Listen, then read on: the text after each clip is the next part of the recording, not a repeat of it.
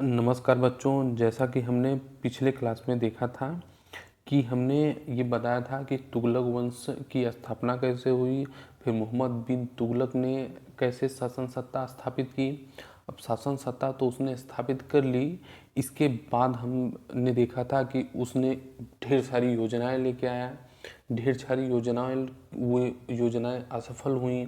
जैसे सबसे पहली योजना थी, आपने देखा, अब देखिए यहाँ पर दिया हुआ है, द्वाब में कर वृद्धि की, वह योजना असफल हो गई। फिर इसके बाद हमने देखा था, क्या क्या देखा था, राजधानी परिवर्तन। राजधानी कहाँ से कहाँ तक लेके गया था वो, राजधानी दिल्ली से दौलताबाद। दौलताबाद का नाम क्या था, देवगिरी था, वहाँ लेके गया, वह भी योजना असफल हो गई। तो इस तरह से मोहम्मद बिन तुगलक क्या करा था कि जो भी योजनाएं ला रहा था वो योजनाएं असफल होती जा रही थी। तो इसके बाद वो एक और योजना लेके आता है। राजधानी परिवर्तन के बाद एक और योजना लेके आता है जिसका नाम रहता है सांकेतिक मुद्रा का प्रचलन। अब हम देखते हैं इसे। जिस समय सुल्तान ने सांकेतिक मुद्रा के प्रचलन की योजना बनाई थी, उस समय विश्व में चांदी उत्पादन में काफ़ी कमी आ गई थी। उस समय चांदी के सिक्कों का प्रचलन था। सुल्तान ने चांदी के सिक्कों के स्थान पर मिश्रित धातु के सिक्के चलाने का आदेश दिया। इन सिक्कों का मूल्य चांदी के सिक्कों के बराबर ही माना गया। अब देखिए हुआ क्या कि मोहम्मद बिन तुगलक ये सोच रहा था कि उसने योजना बनाई कि हम खुरासान पर आक्रमण करेंगे। खुरासान ये जो है कि मध्य एशिया में है, तो वहाँ पर आक्रमण करेंगे और अपने साम्राज्य का विस्तार करेंगे। वो देवगिरी, वारंगल और होयसल को जीत चुका था, तो ये सोच रहा था कि अब हम मध्य एशिया में अपने साम्राज्य का विस्तार करेंगे। मध्य एशिया हम बहुत पहले ही बता चुके हैं, तो आप देख लीजिएगा पहले वीडियो में। तो वहाँ पर मध्य एशिया में अपने साम्राज्य का विस्तार करेंगे। तो साम्राज्य का विस्तार करने के लिए उसके पास एक संगठित सेना होनी चाहिए, बड़ी सेना होनी चाहिए। तो उसने क्या किया कि सैनिकों की भर्ती किया और उन्हें पहले से ही ढेर सारा वेतन, 2 साल का 3 साल का वेतन उसने पहले ही दे रखा। अब वेतन कैसे दिया, उसने वेतन धन के रूप में दिया। तो जब धन के रूप में दिया तो धीरे धीरे क्या हो गया कि उसके साम्राज्य में जो है वो पैसे की क्या हो गई, कमी होने लग गई। तो उसने कर की वृद्धि कर दी। कर की वृद्धि वो असफल हो गई कि किसी तरह से कर की वृद्धि से पैसा वसूला जाए, वो भी असफल हो गई। इसके बाद क्या हो गया कि बाद में चलकर उसके साम्राज्य में चांदी की कमी होने लग गई। तो जब चांदी की कमी होने लग गई तो उसके दिमाग में आया कि अब हम क्या करते हैं कि एक मिश्रित धातु की, मिश्रित धातु मतलब वो थी पीतल और तांबे की मुद्रा। पीतल और तांबे की मुद्रा को वो बनवाया और उसका मूल्य चांदी के सिक्के के बराबर रखा। जैसे मान लीजिए चांदी अगर 10 रुपए की एक सिक्का ऐसा है जो 10 रुपए का है, तो उतने के बराबर उसने पीतल और तांबे की मिश्रित जो सिक्का बनाया था उसका मूल्य उसने 10 रुपए के बराबर रखा। अब जरा आप दिमाग लगाइए, सोचिए कि चांदी कितनी महंगी है और तांबा और पीतल कितने सस्ते में मिल जाएगा। और यदि कोई व्यक्ति कहे कि आप जो है कि आपको पैसा दे तांबा और पीतल का, और आप जाएं मार्केट में, जो वस्तु चांदी के सिक्के देने पर प्राप्त हो सकती हैं वह वस्तु अब हमें जो है मिश्रित धातु, जिसे हम क्या बोलते हैं, पीतल और तांबे की धातु से मिल सकती थी। तो इस तरह से उसने जो चांदी की कमी थी उसकी पूर्ति करने की कोशिश की। लेकिन हुआ क्या कि उसके समय में सबसे बड़ी घटना ये घटी कि उसने उस जो चांदी के अलावा जो है सांकेतिक मुद्रा चलाया था, उस पर उसने कोई ऐसा चिन्ह नहीं बनाया कि जो लगे कि ये राजकीय जो है, ये राजा के द्वारा जारी किया जाता है, या कोई ऐसा निशान नहीं बनाया कि जिससे ये प्रमाणित हो सके कि यह सिक्का जो है कि शासकीय टकसाल से निकला है, जहाँ से सिक्के की छपाई होती है। तो यह योजना क्या हो गया, वो असफल हो गई। चलिए आगे देखते हैं कि कैसे असफल हुई।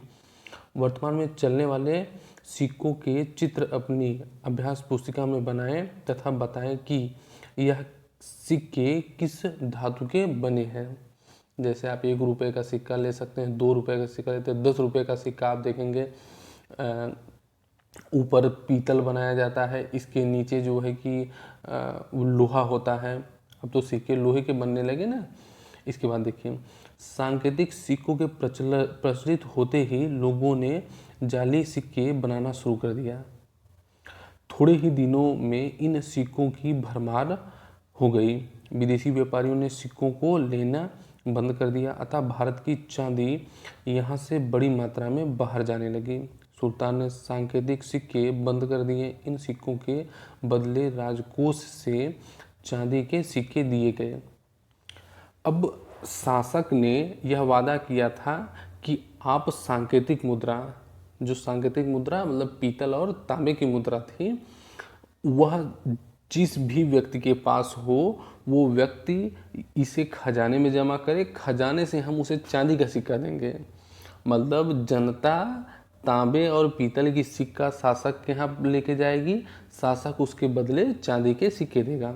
अब आप बताइए कि इसका क्या किया, जनता ने खूब डुप्लीकेट जाली सिक्के बनाना स्टार्ट कर दिया, क्योंकि उस पर कोई राजकीय चिन्ह नहीं था, कोई ऐसा निशान नहीं था कि जिससे लगे कि हाँ ये सिक्का जो है कि ये सुल्तान ने जारी किया है। तो इस कारण से जनता ने खूब ढेर सारे उसके सिक्कों का डुप्लीकेट बनाया और फिर उन्हीं सिक्कों को ले जाके राजा से कहा कि ये लीजिए राजा साहब, हमारे पास इतने सिक्के हैं, हमें आप चांदी के सिक्के दीजिए। तो अब राजा की स्थिति तो और कंगाल हो गई।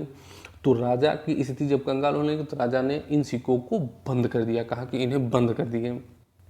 अब देखिए आगे, सांकेतिक मुद्रा तांबे एवं पीतल के मिश्रित सिक्के। सांकेतिक मुद्रा तांबे एवं पीतल के मिश्रित सिक्कों पर यदि कोई राजचिन्ह अंकित होता और सरकारी टकसाल पर उचित नियंत्रण होता तो शायद यह स्थिति न आती। इस योजना से राजकोष पर बहुत बुरा प्रभाव पड़ा। अब आप दिमाग लगाइए कि उस पर हमने पहले ही बताया कोई राजकीय चिन्ह था नहीं। फिर सरकारी टकसाल महज जहाँ से सिक्के छापे जाते हैं, जैसे हमारे यहाँ 1 2 रुपये 3 रुपये का 10 रुपये का सिक्का आता है ना, जैसे हमारे यहाँ 1 रुपये का 2 रुपये का 5 रुपये का 10 रुपये का सिक्का नहीं आता है। तो वो क्या होता है कि भारतीय रिजर्व बैंक जो है वह उन मुद्राओं को छापती है, तो उन मुद्राओं को छापती है तो उस पर प्रमाणित होता है। उसी तरह से जो सुल्तान होता था उसकी अपनी टकसाल होती थी, वो वहाँ से सिक्के निकलवाता था, लेकिन उसका टकसाल पर बहुत अच्छा नियंत्रण नहीं था। जो कोई भी जैसे लुहार है, जो कोई लोहे का काम करने वाला था, वो जो है कि तांबा गलाता था और पीतल गला के मिश्रित धातु के सिक्के बना लेता था। तो मतलब इतना जाली सिक्के प्रचलित हुए कि जो है कि शासक को ही नहीं समझ में आ रहा है कि ये क्या हो रहा है। तो इसके बाद फिर जनता ने उसके यहाँ लेकर पहुँचे कि साहब हमने चांदी ये मिश्रित धातु के सिक्के हैं, इसे आप ही ने दिया है, अब आप रिटर्न ले लीजिए। तो सुल्तान भी धीरे धीरे उसका खजाना खाली होते होते उसका खजाना खाली हो गया। तो इसलिए शासक की स्थिति बहुत दयनीय हो गई। उसका जो है कि बड़ा जो नाम था, जो उसकी बड़ी शोहरत थी, वो धीरे धीरे क्या हो गई, गिरने लग गई। अब आगे देखिए, चर्चा करें देश में नकली मुद्रा के प्रचलन से हमें क्या हानि होती है। अगर आपके यहाँ नकली मुद्रा प्रचलित है तो नकली मुद्रा जो है वह महंगाई लेके आती है। दूसरा चीज़, यहाँ नकली मुद्रा होता तो क्या होगा, उसका आतंकवादी प्रयोग करेंगे, उसका प्रयोग माओवादी करेंगे, उसका प्रयोग जो है कि जनता को बरगलाने के लिए किया जा सकता है। तो बहुत सारे ऐसे नकली मुद्रा अगर हैं आपके यहाँ तो वो हानियाँ करेंगे। फिर आगे देखिए, सुल्तान अपने शासन के अंतिम काल में राज्य की आंतरिक अशांति से परेशान रहा। भाई जब उसकी कौन योजना, सबसे पहली योजना क्या बनाया था, दोआब में कर की वृद्धि किया, वो असफल हो गई। राजधानी दिल्ली से देवगिरी स्थापित किया, वो उसकी योजना असफल हो गई। इसके बाद उसने जो है कि सांकेतिक मुद्रा का प्रचलन किया, वो उसकी योजना असफल हो गई। इसके बाद उसने एक और योजना लेके आया था, वो खुरासान, हमने बताया आक्रमण इसमें नहीं दिया है, खुरासान पर आक्रमण करने वाला था, वो भी योजना उसकी असफल हो गई। तो लोग कहने का उसकी योजना धीरे धीरे असफल होती गई। तो अब जब योजना असफल हो रही थी तो जो राज्य थे जो राज्य थे छोटे छोटे, वो क्या है कि इसके विरुद्ध विद्रोह करना स्टार्ट कर दिए। जब विद्रोह करना स्टार्ट कर दिए तो कहीं पता लगा कि देवगिरी में कोई विद्रोह कर रहा है तो यहाँ दबाता, फिर इसके बाद पता लगता कि नहीं सिंध में कोई विद्रोह कर रहा है, सिंध में दबाता तो कोई पता लगा बंगाल में कोई विद्रोह कर रहा है। तो इस तरह से मोहम्मद बिन तुगलक दौड़ते ही रहा पूरे भारत में। सुल्तान अपने शासन के अंतिम काल में राज्य की आंतरिक अशांति से परेशान रहा। उत्तर एवं दक्षिण दोनों भागों में विद्रोह शुरू हो गए। केंद्रीय शासन प्रणाली होने के कारण सुल्तान स्वयं दोनों स्थानों पर पूर्ण नियंत्रण न रख सका। दक्षिण में दो नए राज्यों विजयनगर राज्य तथा बहमनी राज्य का उदय हुआ। विजयनगर की स्थापना हरिहर और बुक्का ने की। इसकी स्थापना 1336 ईस्वी में हुई। इसके बाद बहमनी वंश की स्थापना अलाउद्दीन बहमन शाह ने की, जिसका नाम हसन गंगू भी है। इसने 1347 में ये बहमनी राज्य की स्थापना की तथा पूर्व में बंगाल स्वतंत्र हो गया।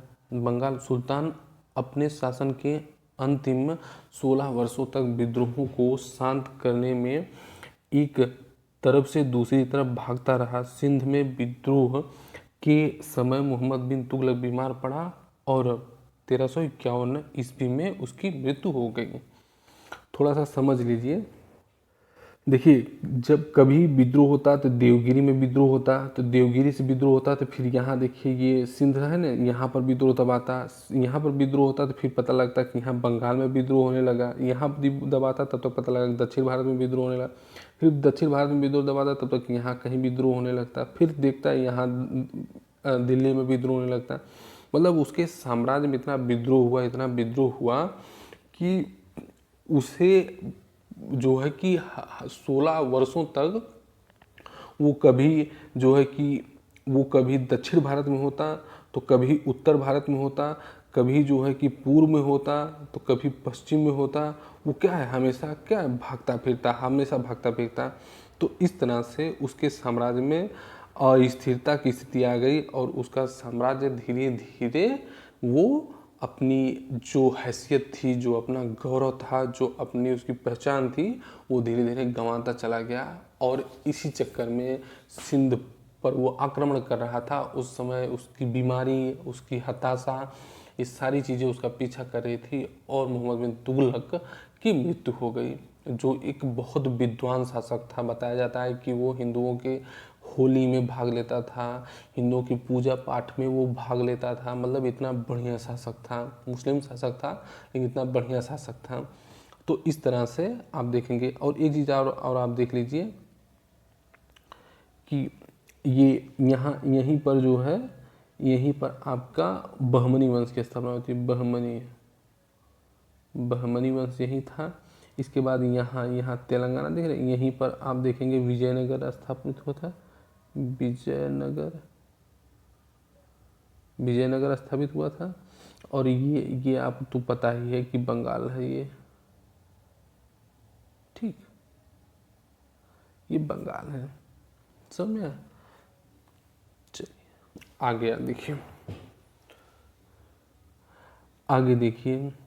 अब तक हमने देखा कि किस तरह से मोहम्मद बिन तुगलक ने ढेर सारी योजनाएं बनाई, योजनाएं असफल हुई तो जनता का विद्रोह हुआ। उसके जो अधिकारी थे, जो उसके जो है राज्य के प्रमुख थे, इक़्तिदार थे, उन सब ने विरोध किया। तो इस विरोध के कारण उसका साम्राज्य धीरे धीरे टूटने या बिखरने लगा। बंगाल उधर स्वतंत्र हो गया, इधर दक्षिण भारत के जो बहमनी राजवंश की स्थापना हुई, विजयनगर राजवंश की स्थापना हुई। तो इन राजवंशों की स्थापना से अब क्या हो गया कि दक्षिण भारत में, हमने बताया ना, विंध्य पर्वत के दक्षिण में दक्षिण भारत के जितने भी राज्य थे वो दिल्ली सल्तनत से स्वतंत्र हो गए। अब आगे देखिए आता है मोहम्मद बिन तुगलक के बाद उसका एक उत्तराधिकारी जिसका नाम फिरोज शाह तुगलक है। वो 1351 ईस्वी से 1388 ईस्वी तक शासन करता है। अब आगे देखिए, 1351 ईस्वी में मोहम्मद तुगलक की मृत्यु के बाद उसका चचेरा भाई फिरोज शाह तुगलक दिल्ली का सुल्तान बना। मोहम्मद बिन तुगलक के शासन के अंतिम काल में साम्राज्य के विभिन्न भागों में बार बार विद्रोह हो रहे थे। अतः गद्दी पर बैठते ही सुल्तान के लिए पहली समस्या थी कि विद्रोहों को शांत कर साम्राज्य के विघटन को कैसे रोका जाए। इसके लिए उसने अमीरों, सेना एवं उलेमा वर्ग को संतुष्ट करने का प्रयास किया और इस्लाम के नियमों के अनुसार राज्य प्रशासन चलाया। देखिए, जब फिरोज शाह तुगलक गद्दी पर बैठा तो उसके समक्ष सबसे बड़ी समस्या थी कि हर जगह विद्रोह हो रहे थे। तो वो सोच रहा था कि कैसे विद्रोह को दबाया जाए।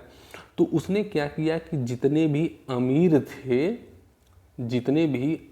अमीर मतलब इक़्तादार थे, उनको बुलाया और उन्हें कहा ऐसा है कि आप लोग शासन करेंगे और आपके बाद आपके ही पद पर आपके पुत्र को नियुक्त कर दिया जाएगा, उसके पुत्र के बाद उसके पुत्र को नियुक्त कर दिया जाएगा, मतलब वंशानुगत रूप से आप इक़्तादार बने रहेंगे।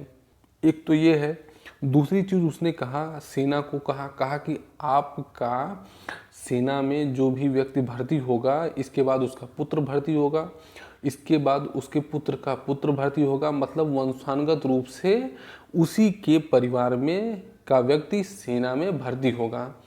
तो इस तरह से जो है सैनिक जो असंतुष्ट थे वो अब धीरे धीरे जो है कि फिरोज शाह तुगलक का समर्थन किए। अमीर जो असंतुष्ट थे वो सोच रहे थे कि चलिए हम पहले शासक बनेंगे, इसके बाद हमारा पुत्र शासक बनेगा। तो उन्होंने समर्थन दिया फिरोज शाह तुगलक का। इसके बाद उसने क्या किया कि जो पंडित, जो उलेमा थे, उलेमा मतलब कौन है कि जो मुस्लिम धर्मगुरु थे, उनको उसने जो है कि बुलाया, उन्हें ढेर सारा उपहार दिया, उन्हें बहुत सारी रियायत दी। तो इस तरह से उसने जो है कि उलेमा वर्ग को, अमीरों को और सेना को अपनी तरफ खींचा और उनका समर्थन प्राप्त किया। जब उन्हें समर्थन प्राप्त किया तो उसकी शक्ति फिर क्या हो गई, मजबूत होना शुरू हो गई। आगे देखिए, सुल्तान ने साम्राज्य को बढ़ाने के लिए कोई सैनिक अभियान नहीं किया। जो भी आक्रमण किए गए वह साम्राज्य की रक्षा के लिए किए गए। उसने उन्हीं प्रदेशों को अपने पास रखने की कोशिश की जिनका शासन केंद्र से आसानी से हो सकता था। उसका शासनकाल जन कल्याणकारी कार्यों के लिए प्रसिद्ध था। देखिए, वो उन्हीं क्षेत्रों पर अपना कब्जा जमाया जहाँ पर वो सीधे नियंत्रण कर सकता था। वो दक्षिण भारत पर कभी आक्रमण करके पुनः उसे जीतने का प्रयास नहीं किया। बंगाल, जैसे कि हमने देखा कि मोहम्मद बिन तुगलक के समय में स्वतंत्र हो गया था, तो बंगाल को पुनः जीतने का प्रयास नहीं किया। उधर जो है कि आप देखेंगे कि काबुल हो गया, कांधार हो गया, इन सब क्षेत्रों, ये सब क्षेत्र स्वतंत्र हो रहे थे। सिंध का शासक स्वतंत्र हो रहा था, तो वहाँ पर भी वो कभी आक्रमण करके उन्हें अपने अधीन लाने का प्रयास नहीं किया। तो इस तरह से वो क्या किया कि जितना भी उसके पास साम्राज्य था उसी में वो जो है शासन संचालित करने की कोशिश किया। लेकिन उसकी ये सब तो उसकी बुरे पक्ष थे कि उसने जो है कि साम्राज्य का विस्तार नहीं किया, उनके उस शासन का बेहतर संचालन नहीं किया। लेकिन उसकी एक सबसे बड़ी अच्छाई थी कि उसने बहुत सारे जन कल्याणकारी कार्य किए।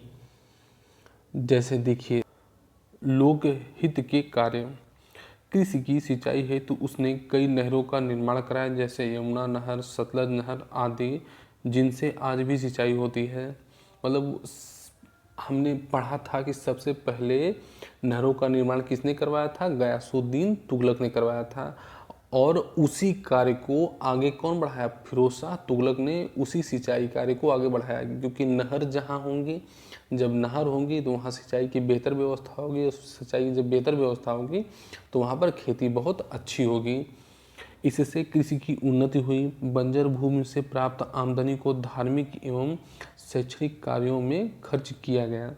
धार्मिक मतलब धर्म के उत्थान के लिए, कि इस्लाम धर्म का विकास हो, मदरसे स्थापित हों, और इसके बाद मस्जिदें बनाई जाएं, स्थापत्य का विकास हो।